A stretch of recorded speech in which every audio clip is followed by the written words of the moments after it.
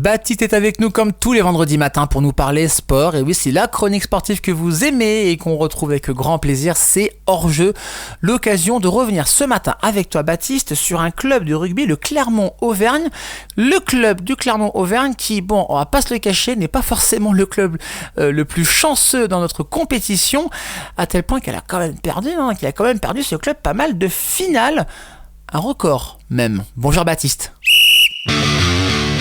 Il y a des équipes qui sont devenues populaires grâce à des défaites. Aujourd'hui, je vais vous raconter l'histoire d'une d'entre elles.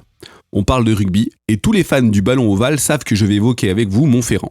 Alors pour des raisons financières et marketing, l'équipe s'appelle aujourd'hui l'ASM Clermont-Auvergne, mais c'est bien du club de rugby de ce quartier de la capitale auvergnate dont il est question, l'association sportive montferrandaise, autrefois association sportive Michelin.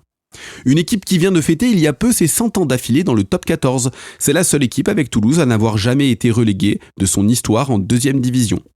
Une présence régulière au plus haut niveau français et européen, 14 finales de championnat de France, 9 finales de Challenge Yves du Manoir, 3 finales de Coupe d'Europe. Clermont, c'est une des équipes qui compte dans le paysage ovale français.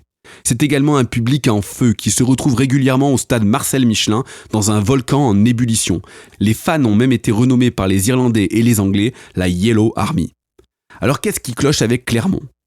S'ils sont régulièrement présents en demi-finale et en finale du championnat de France, ils ne comptent que 2 petites victoires. Et encore avant 2010, ils restaient sur une impressionnante série de 10 défaites consécutives en finale. Remontons un peu le temps. 1936, défaite face à Narbonne. 1937, défaite face à Vienne. 1970, défaite face à La Voûte. 1978, défaite face au Grand Béziers.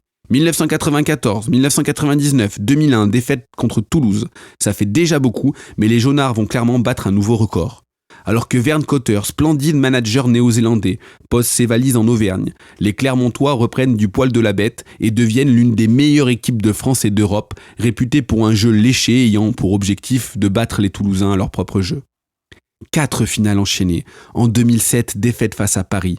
En 2008, défaite face à Toulouse. En 2009, défaite face à Perpignan. On en a marre du côté de la capitale auvergnate. Et lorsqu'en 2010, les coéquipiers d'Aurélien Rougerie retrouvent le Stade de France pour la 4e fois d'affilée, on ose imaginer une énième défaite.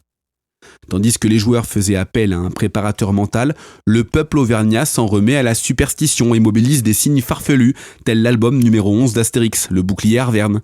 11 comme le nombre de finales jouées et le bouclier comme le nom que l'on donne au trophée du champion de France de rugby.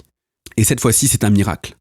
Le 29 mai 2010, Clermont connaîtra la gloire avec une victoire sans appel, 19-6, qui brise alors des décennies de défaites. Le plus beau perdant du top 14 accède enfin au Graal, comme si après 10 finales perdues, on leur offrait la 11e. Le bouclier de Brennus est ramené place de Jode devant 70 000 personnes qui se sont spontanément réunies pour communier avec leur équipe, preuve de l'importance du rugby et de la place qu'il occupe dans la ville de Clermont-Ferrand. La suite de l'histoire du club est un peu mieux, mais le spectre de la défaite en finale reste toujours présent, comme en 2015 face à Paris.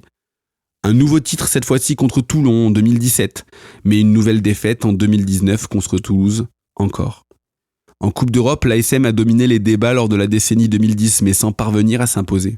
Proche du bonheur en 2013, 2015 et 2017, le bilan est sans appel, 3 défaites en finale pour les Auvergnats.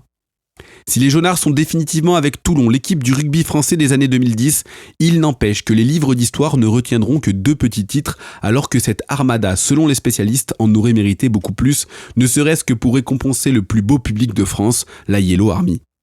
À l'heure où elle se restructure autour de son nouveau manager Christophe Furios en rêvant à de nouveaux titres, elle restera l'éternel perdant, le poulidor du rugby, tant elle a gagné le cœur des plus grands fans de l'Ovalie en devenant l'un des plus beaux perdants, alors que certains, tous sports confondus, sont toujours au sommet et tranchent par leur mépris et leur arrogance en demeurant des mauvais gagnants.